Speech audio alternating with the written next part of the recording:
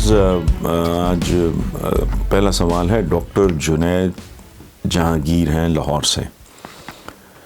वो कहते हैं कि जी इमरान खान फैसल वाडा को टिकट क्यों देना चाहते हैं। वज़ीर आज़म के इस फैसले पर PTI सिंध में इख्तलाफात भी पैदा हो चुके हैं, जबकि फैसल वाडा नाअहली केस वगैरह भी चल रहा है।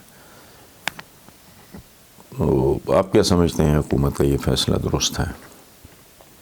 देखें डॉक्टर साहब, एक बात बुनियादी तौर पर मैं अर्ज़ करूँ, हालांकि मेरी सिंपथीज़ हैं PTI के साथ, लेकिन हमारे यहाँ ज़हनियतें इस तरह की हैं, हमारा माइंडसेट इस तरह का है, हमारी शायद तरबियतें इस तरह की हैं, हमारा कल्चर इस तरह का है कि हमारी हुकूमतें बुनियादी तौर पे जंगल के शेरों की तरह होती हैं, अंडा देंगे बच्चा दें। अच्छा, अब फैसल वाडा को टिकट क्यों देना चाहते हैं, ये तो इमरान खान को बेहतर पता होगा, लेकिन एक बात पक्की है, उसकी कोई खिदमात होंगी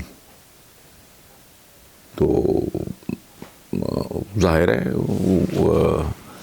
पॉलिटिक्स तो बुनियादी तौर पे कुछ लोग कुछ दो का खेल है। ये कोई ईदी वेलफेयर या कोई इस तरह का सिलसिला तो है नहीं, ये कोई खिदमत खल्क का इदारा तो नहीं होता।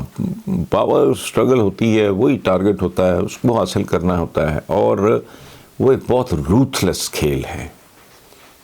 उसमें वो कहते हैं ना, किंगशिप नोज नो किंगशिप, तो तलवार का कोई रिश्तेदार, इक़्तिदार का कोई रिश्तेदार नहीं होता। तो यहाँ तो गिव एंड टेक वाला मामला है। मुझे क्या पता कि फैसल वाडा की खिदमात कितनी हैं, किस किस्म की हैं, किस टाइप की हैं, वो दानिश्वर आदमी है, वो इंटेलेक्चुअल है, ये बहुत बड़ा कोई वो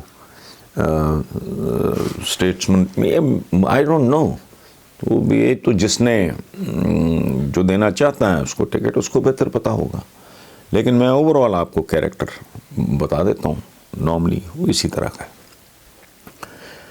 अगला सवाल है जी, जवाद अकबर साहब हैं गुजरात से। वो कहते हैं कि आप समझते हैं कि यूसुफ रज़ा गिलानी की जीत से इमरान हुकूमत कमज़ोर हो जाएगी, और यूसुफ रज़ा गिलानी कामयाब हो गए तो फिर तहरीक अदम एतमाद कामयाब, यकीनी तौर पे कामयाब हो जाएगी। जवाद अकबर साहब,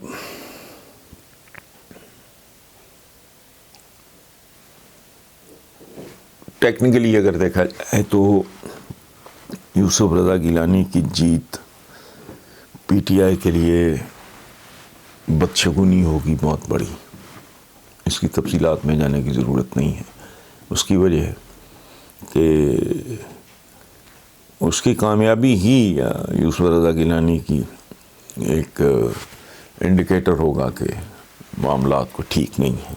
इसकी तफसीलात में जाने की ज़रूरत नहीं, लेकिन आप इंतहा देखें, आज भी सारा मुल्क नहीं 2-4 लोगों के गिर्द घूम रहा है जिनके ख़िलाफ़ मुझे लिखते लिखते मेरी उंगलियां घिस गई हैं। वो 26-27 साल, वही नवाज़ शरीफ हैं, वही यूसुफ रज़ा गिलानी है, वही आसिफ अली ज़रदारी है। तो एक दायरे का सफ़र है हमारा, तान वहीं टूटती है। पंजाबी का एक मुहावरा है, चक्कर कट कटा के खोती फिर बोर्ड थले आ जाती है। सो ये बोर्ड ही हमारा मुकद्दर है। जब तक कोई जेन्युइनली बहुत बड़ा इनकलाब नहीं आता, को कदम नहीं उठाता। इनकलाब मैं उन मानों में नहीं कह रहा जिन मानों में ये लफ्ज़ इस्तेमाल किया जाता है। एक तो ये है कि हमारा वो टाइप नहीं है, ये ईरानियन इनकलाब, तो ईरानियंस की तो एक तारीख़ है बड़ी आलीशान। हमारा तो हाल ही कुछ और है। हमारा तो कोई लोकल हीरो है ही नहीं। सलाउद्दीन अयूबी कुर्द थे, तारिक बिन ज़ियाद बर्बर, अमीर तैमूर तुर्क, ऑटोमन सारे तुर्क, मुग़ल सारे तुर्क। बाबरनामा जो है वो तुर्की ज़बान में लिखा था ज़हीरुद्दीन बाबर ने, बाद में तर्जुमा हुआ फ़ारसी में। तो अच्छा, जितने आपके हीरोज़ हैं वाकई अगर को बड़े हीरो को लोकल, मेरा ख्याल है को 1.5-1.25-2 आदमी भी नहीं है। टीपू सुल्तान की आप बात कर लें, और क्या है, कुछ भी नहीं है हमारे। और हम अगर ये समझते हैं ना, याद रखना आप, गुजारिश कि हम जो समझते हैं ना कि कदर मुश्तरक एक है हमारी इन सब के साथ, वो क्या है, خالد بن ولید یا عبیدہ بن الجراح وغیرہ وہ عربس تھے، تو ہمارے پلے کون، مطلب غوری، غزنوی، یہ ترک تھے. غزنوی تو غزنی تو شہر کا نام ہے، وہ تو ترک تھے. تیمور برلاس قبیلے سے تعلق رکھتا تھا، وہ بھی ترک ہیں. اچھا، کوئی ایرانینز ہیں، کوئی سینٹرل ایشینز ہیں، کوئی افغان ہے، پٹھان ہے، کوئی عرب ہے، کوئی کرد ہے، کوئی بربر ہے. تو بنو امیہ کے یہ بنو عباس، ہارون الرشید وغیرہ یہ جتنے بھی لوگ، یہ سارے عربز ہیں بیسیکلی. تو مجھے بتائیں ہمارے اپنے پلے تو ہم نے کیا انقلاب شنقلاب باتیں شاتیں کرنی ہیں. ہماری تو تاریخ میں there aren't any local heroes at all. یعنی جو جیتا وہ بھی غیر ملکی انویڈر، جو ہارا وہ بھی غیر ملکی انویڈر. ظہیر الدین بابر جیتا، ابراہیم لودھی ہارا. ہارنے والا کون ہے؟ وہ بھی لودھی ہے، پٹھان ہے، مارکا ہے. ہم لوگوں کو ہماری چونکہ بس اللہ حافظ ہیں، ہمیں یہ آج تک سمجھ نہیں آ رہی کہ صرف مذہب ٹوٹل قدر مشترک نہیں ہے. کیا سلوک کرتے ہیں پاکستانیوں کے ساتھ، غریب پاکستانیوں، مزدور پاکستانیوں کے ساتھ عرب ورلڈ میں کیا سلوک ہوتا ہے؟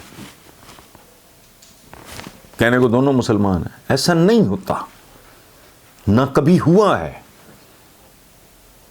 خلافت راشدہ کے اینڈ کے بعد اگر آپ دیکھ لو تو عربز اور نان عربز کے درمیان نفرت آج تک ایرانیوں اور عربوں کے درمیان کیا ہے، ترکوں اور عربوں کے درمیان کیا ہے، یہ ایک قدر مشترک ہے.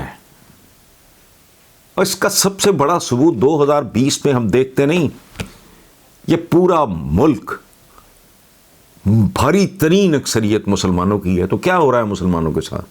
کن کے ہاتھوں ہو رہا ہے؟ مسلمانوں کے ہاتھوں.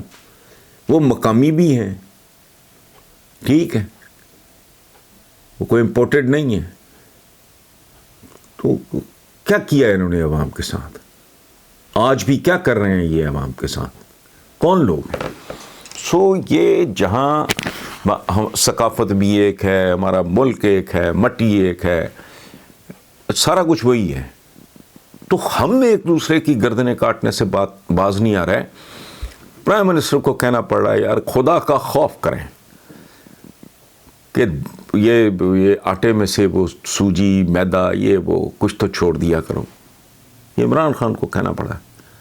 ابھی ریسنٹلی میں سن کے ہی حیران رہ گیا ہوں کہ چاول کس بات کے بن رہے ہیں؟ پلاسٹک کے، ان کی ملاوٹ ہے. تو کون کس کو قتل کر رہا ہے؟ کون کس کی اولادوں کو، کون کس کی نسلوں کو برباد کر رہا ہے؟ تو یہ ہم مسلمان ہیں تو برادر اسلامی، کوئی برادر اسلامی نہیں ہے، ذہن سے نکال دیں. ہم تو لوکل ایک گلی میں برادر نہیں ہیں. ہاں پہنچ جاتے ہیں عربوں کے پاس، وہ ایرانیوں کے پاس، نہ اپنے اپنے مفادات کا کھیل ہے بھائی میرے. ہمارے ہاں یہ گندگی اور غلاظت اور بے رحمی اور سفاکی اپنے عروج پہ ہے. ہم ادھر ادھر جو دیکھتے ہیں، میں یوسف رضا گیلانی یہاں بھی جائیں، چلا بھی جائیں، اب وہ چیئرمین سینٹ اگر ہو جاتا ہے تو پھر کیا ہے، وہ تو وزیر اعظم بھی رہ چکا ہے. یہ چند گھرانوں کے اندر سارا کچھ گھوم رہا ہے. خاطر جمع رکھیں، جو چہرہ ہوتا ہے وہ تبدیل اگر ہو بھی جائے جیسے عمران کا ہوا تو باقی تو وہی لوگ ہیں. آپ مجھے بتائیں کون کون کدھر کدھر سے آیا ہوا ہے؟ اکثریت تو انہی لوگوں کی ہے.